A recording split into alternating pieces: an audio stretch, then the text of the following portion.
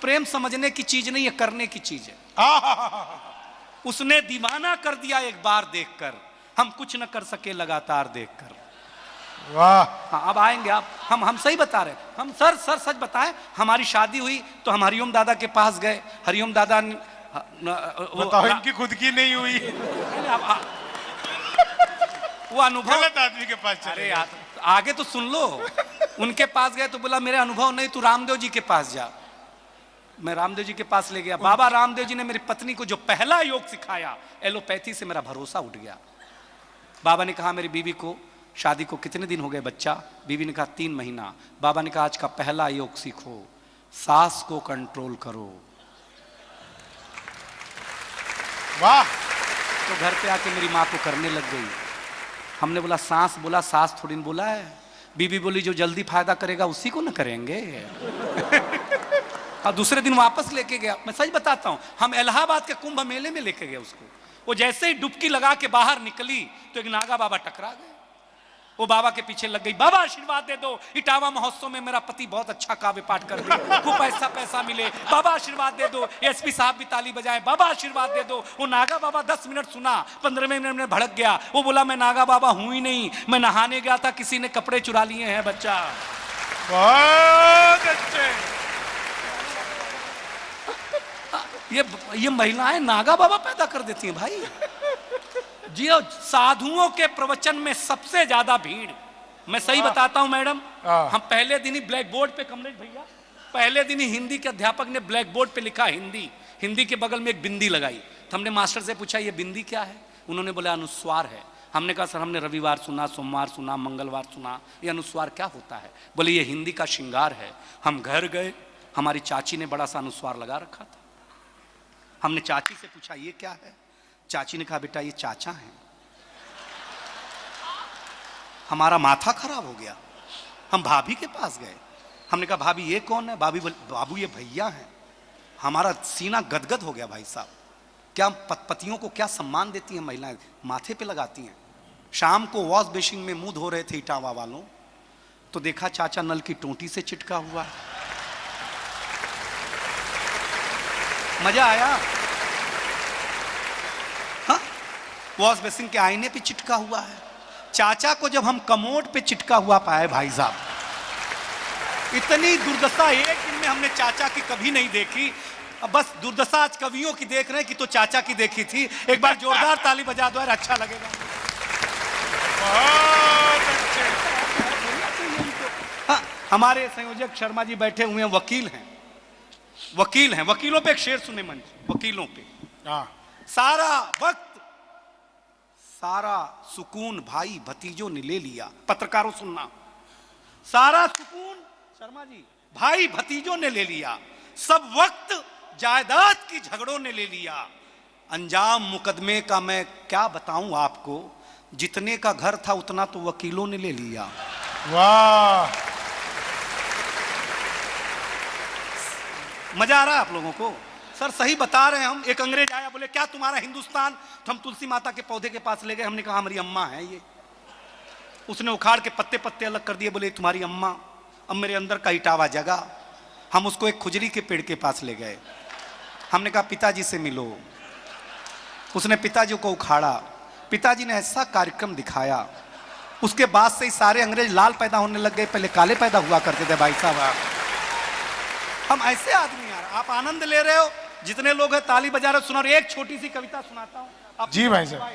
दुनिया सारे लोग मुझे रिकॉर्ड कर रहे हैं, लेकिन मैं जिसके माध्यम से वायरल हुआ उसके खिलाफ एक कविता सुनाना चाहता हूं, और आप सुनेंगे, ये दावा है। अब मैं ताली मांगूंगा नहीं, आपके कलेजे पर अगर किसी की तरह, किसी मुहर की तरह छप जाऊं तो मुझे आभास कराएगा ये इटावा। मैं भी इटावा पहली बार हूं, मैं चाहता हूं मैं अगली बार भी आऊं। उस अगली बार में आने के लिए आपको अपने तालियों का पुल बनाना पड़ेगा, तब मैं मुंबई से यहां पहुंचूंगा। सुनिएगा कि अब इस दुनिया को डर। हाँ, चाय आ गई है। राम राज में दूध मिला था, कृष्ण राज में घी, मोदी राज में चाय मिली है, फूंक फूंक के पी।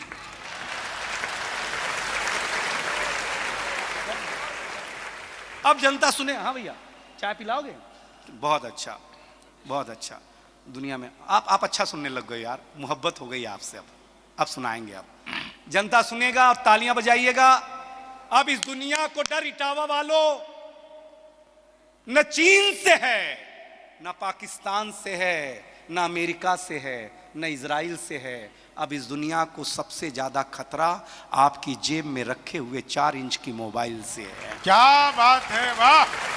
आपकी तालियां थोड़ी कम आई हैं, अगले व्यंग पर जरा उछाल देना इटावा। इस दुनिया को डर आपके जेब में रखे हुए 4 इंच की मोबाइल से है। सूरज तेजी से ढल रहा है, जमाना साहब जमाना रोज बदल रहा है। एक संत ने टीवी पे प्रवचन देते हुए कहा कि अगर आप मोह माया से दूर रहना चाहते हैं तो मुझे लाइक कीजिए।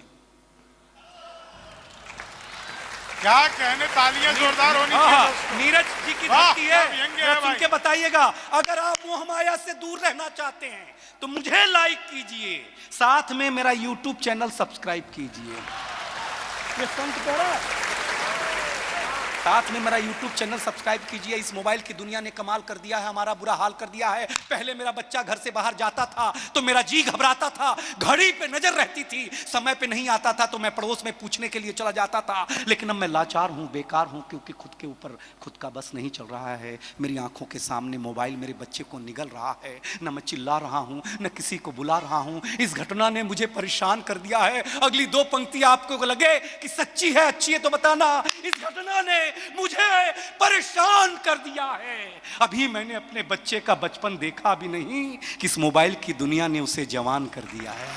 क्या बात है दिनेश बाबू, वाह वाह वाह वाह वाह। मोबाइल की मंत्र भी साथ दे रहा, अच्छा लग रहा है। जी दिनेश जी, इस मोबाइल की दुनिया ने उसे जवान कर दिया है। ये मोबाइल जिसका भी आविष्कार है उसका सम्मान है, क्योंकि इसका हमारे जीवन में बड़ा योगदान है। लेकिन इसके भीतर के कुछ आविष्कारों ने हमें भोगी बना दिया है। शरीर तो शरीर मनोरोगी बना दिया है। इसने हमारा सुकून छीना है, इसने हमारा संस्कार छीना है। अगली पंक्ति एक एक शख्स की ताली आमंत्रित हो रही है। इसने हमारा सुकून छीना है, इसने हमारा संस्कार छीना है। अरे इटावा वालों, इसने घर में एक साथ बैठ के बतियाने वाला परिवार छीना है। वाह। के बतियाने वाला परिवार छीना है, इसने छीना है। कमलेश भैया, स्वयं भैया, इसने छीना है। नई किताब की सुगंध को इसने छीन लिया है। बेटी के शादी के निमंत्रण पत्र पर हल्दी की गंध को इसने, धन्यवाद, इसने घूंघट छीना है, हर रात छीना है, चैट की आड़ में संवाद छीना है। आप कहेंगे कि ये सब नुक्ता चीनी है, इन कलेजे पे हाथ रख करके सोचेंगे इटावा वालों तो हिल जाएंगे, क्योंकि इसने आपके जीवन जीने का आधार अर्थात उत्सुकता छीनी है। अब इस ठंड को गर्मी के मौसम में तब्दील करने वाली पंक्ति दिनेश बावरा कलेजा चीर के सुना रहा है, जरा उछाल करके यहां भेज देना। इसने उत्सुकता छीनी है। अरे दुनिया, हे दुनिया, तूने कुछ अजीब सा परोसा है। आज हमें गुरु से ज्यादा गूगल पे भरोसा है। वाह।